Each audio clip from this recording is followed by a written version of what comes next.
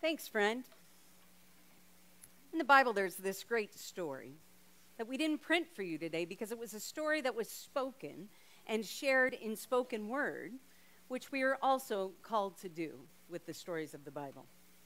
There was this religious scholar who was questioning Jesus about all that Jesus had to say about loving your neighbor as yourself. So the teacher, or this scholar said, "Teacher, what do I need to do to get eternal life?" Jesus asked him back, "What it is written in the law? How do you interpret it?" So the scholar said, "That you love the Lord your God with all your passion and prayer and muscle and intelligence, and that you love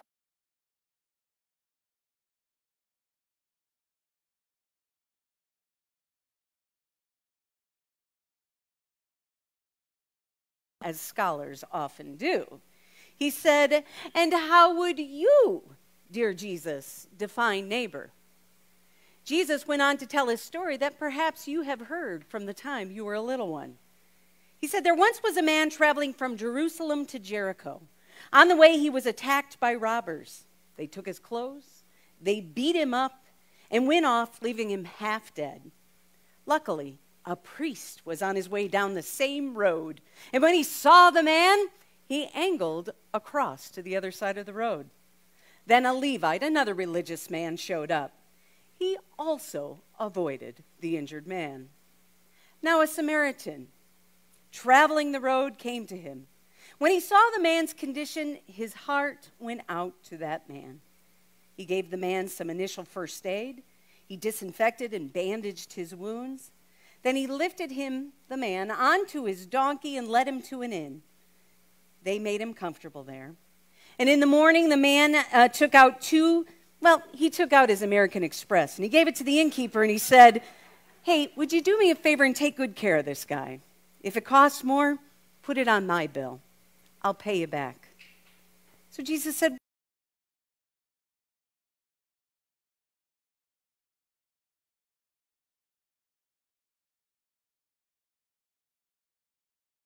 and go do the same thing. Tomorrow, our governor Holcomb, has determined that tomorrow is an education day on Eva Kor. He feels it's so important for the kids of this state to know about Eva Kor. So we shared a little bit of a video on the way in, reminding us of the power of this woman who died, incidentally, on Independence Day this past summer. Take a look at the rest of the video, and hopefully this will give you a little curiosity to keep looking up Eva on your own. Eva's biggest accomplishment came from within. I, Eva Moses Kor, hereby give amnesty to all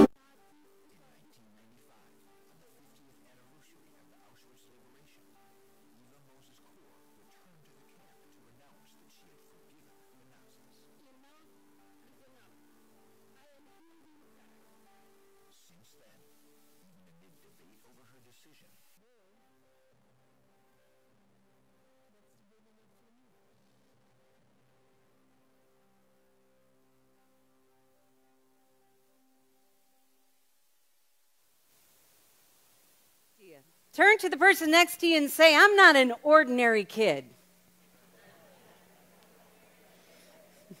I'm going to love you today."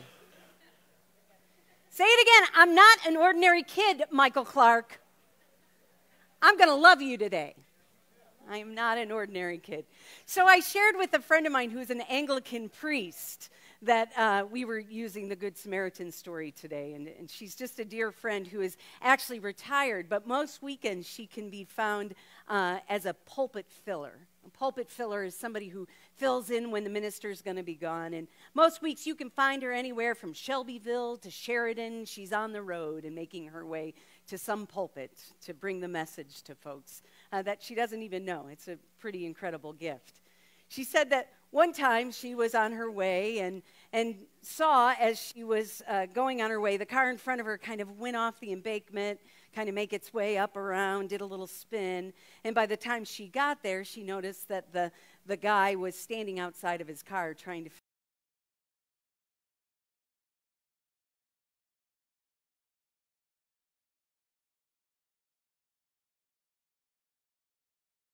that this was the text of the day. And she made it to the point where it says, and the priest went on by, that she had to admit to her congregation that she too just went on by.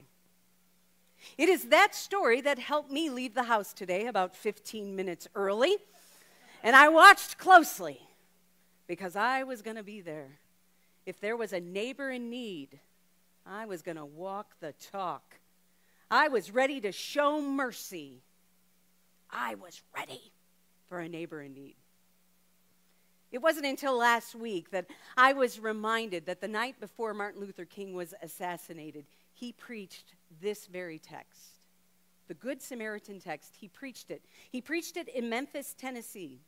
He was there to support the sanitation workers who were striking. It wasn't just the sanitation workers, but some 1,300 people who did not make enough money, did not make a working wage. He was there striking with them.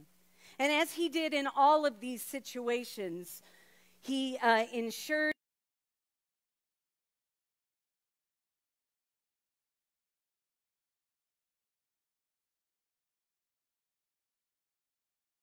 boycotting different places, and of course, he wanted nonviolent protest. An important part of his call was to challenge the United States to live up to its ideals set forth in the Constitution. And this was an important part of the whole of his ministry. He believed it was important for the church to speak out on the political topics of the day. And that was not always the easiest place to be. And that's what he was doing that night in Memphis. What's interesting to me is that I never realized in that last speech that this parable was really a very big part of that message. I mean, before he gets to the part that perhaps like you remember as well, the part about being on a mountaintop, he spends a lot of time in the Samaritan parable and in exploring what it means, defining what it means to be neighbor. He recalls a time that he and Coretta took a trip in the Holy Lands. They rented a car in Jerusalem and they made their way to Jericho.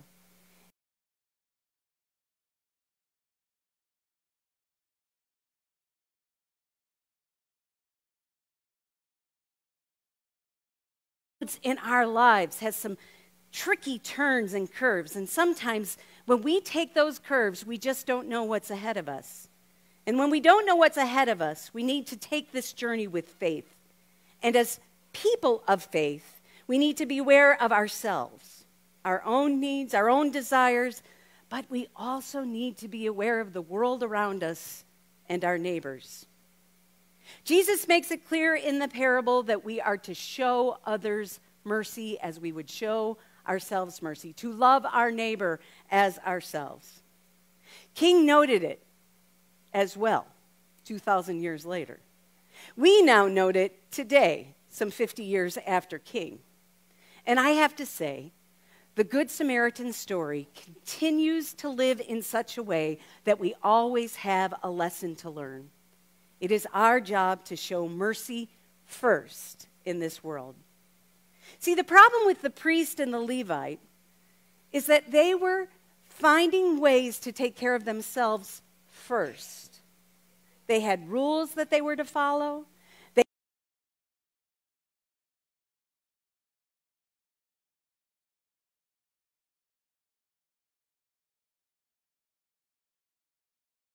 I left my house early because I learned from someone else's story. If I end up having to help someone along the way, I need to make sure I have my bases covered, especially when I'm preaching about sharing mercy. I have to live this gospel I preach. I have to walk the talk. But if I were going to be really, really honest with you, sharing mercy and loving my neighbor is not what's on my mind at 7 a.m. on Sunday mornings. In fact, what's most on my mind is getting here, always late, a little, getting here, breaking the law all the way here, never taking time to look and see who might be at my side, And my whole goal is to get here before Michael Clark closes that door. That's my goal, is that I don't get kept out of what's important. That's what's important to me. I never think about my neighbor. It was only when I thought I could get myself into a situation where I could preach about how I got up some morning and I helped my neighbor on a Sunday morning that I really had to be honest with.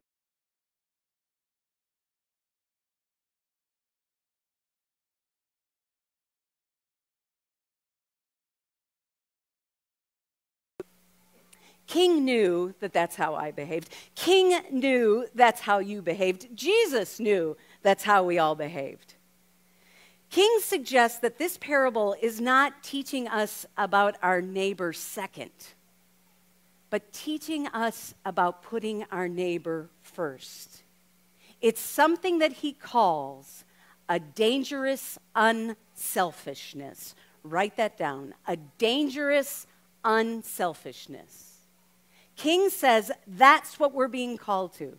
He says to be a good neighbor, we have to develop a kind of dangerous selfishness. That's the question before you today. Not, if I stop to help, what will happen to me? If I stop to help, what will happen to my job? If I stop to help this man in need, what will happen to my family? If I stop to help, who will or who will not see me being a good neighbor?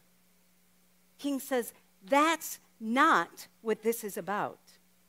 The question we need to seek to answer is, if I do not stop to help, what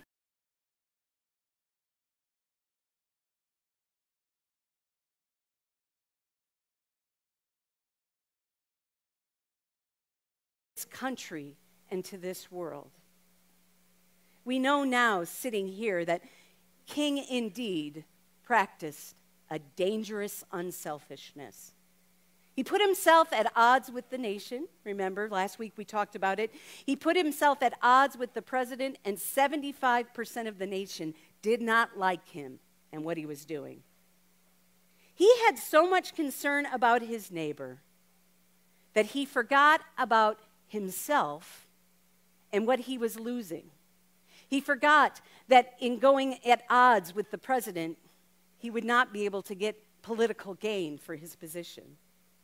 He forgot all about that because he was practicing a dangerous unselfishness. And unfortunately, the next day, that dangerous unselfishness ultimately took his life. Yet, continue on with the speech. You can find it online. He makes it all the way through this to a place that many of us remember, right?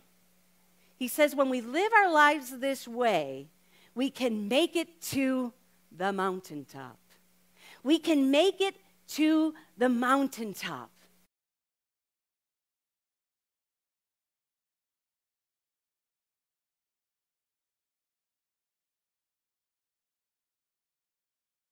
Is who God is calling me to be no matter what. He made it to the mountaintop, and he says, well, I don't know what will happen now. We've got some difficult days ahead, but it really doesn't matter with me now because I've been to the mountaintop. And I don't mind, like anybody, I would like to live a long life the night before he died.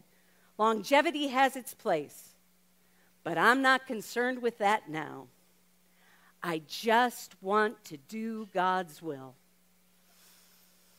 I just want to do God's will. And in doing God's will and experiencing life on the mountaintop, we must practice a dangerous unselfishness.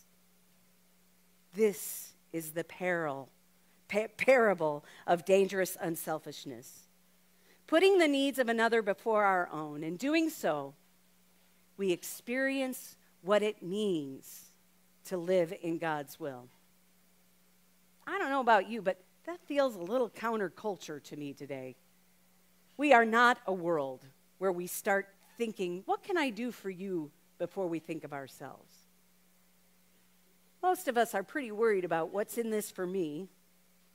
How is this going to impact my family, my taxes, my party? What is this going to do to the community I live in? We don't act before we think, we need to consult some attorneys before we move forth on that. We are a people in today's culture who want to protect ourselves and what we have. But we are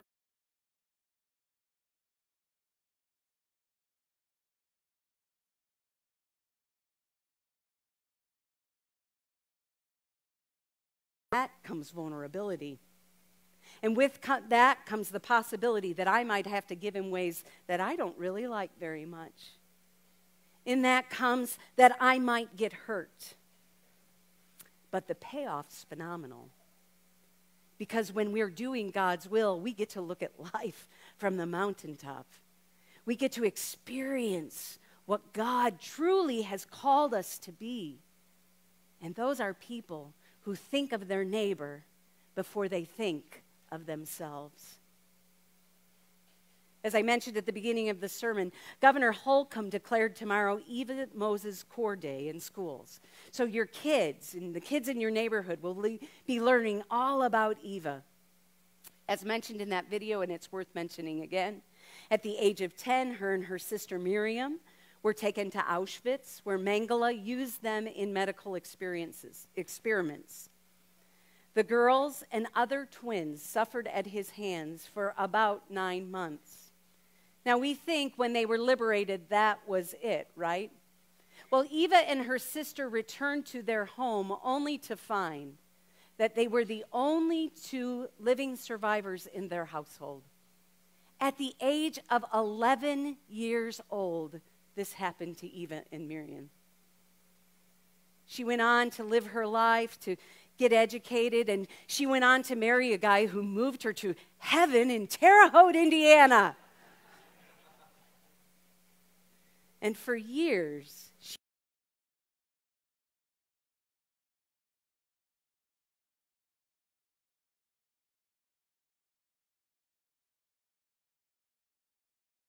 had the courage to talk about the Holocaust and their own experience. After that program, she dedicated herself to finding a way to figure out this awful experience.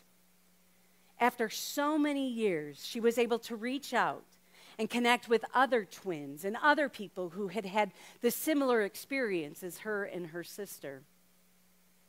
Eva Moses Core became the voice of a neighborhood, and in doing so, stepped into a dangerous unselfishness. In doing so, she came to realize she had to find a way to forgive. She had to find a way to forgive those and others who had caused so much pain, not just for her, but for the neighborhood. So she did this amazing thing. She created a letter of forgiveness. And she signed this letter of forgiveness and presented it to one of the doctors who had been part of this terrible experiment.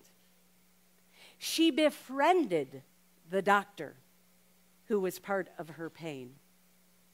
I have to tell you, this dangerous unselfishness put her at odds in the neighborhood. There were those who really struggled with her ability to do this, but her ability to do this let her step into God's will into an amazing way, in amazing ways. She did it for her parents. She did it for her siblings. She did it for her sister who died in 1993.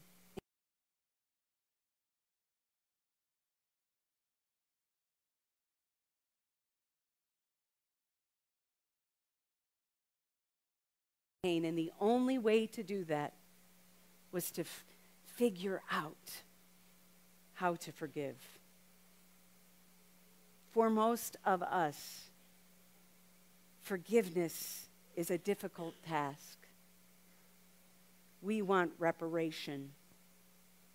We want justice. All Eva wanted was to love her neighbor. Fred Rogers spoke of being a neighbor on many occasions. One such time, he said, when I was a boy and I would see scary things on the news, my mother would say to me, look for the helpers. You can always find people in every situation helping. In our gospel story today, we find the helpers. In Martin Luther King, we find the helper. In Eva Kor, we find the helper.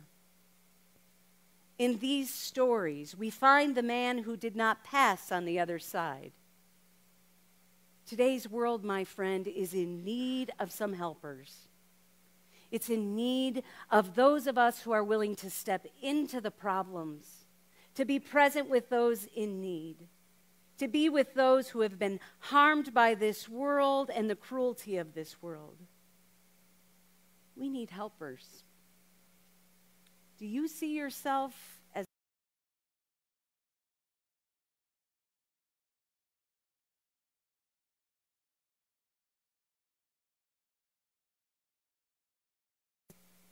Are you willing to answer the question, won't you be my neighbor?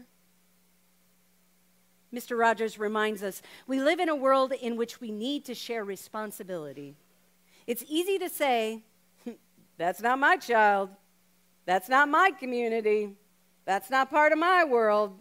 That's not my problem. But what if we became mountaintop people? What if we were there to be the helper?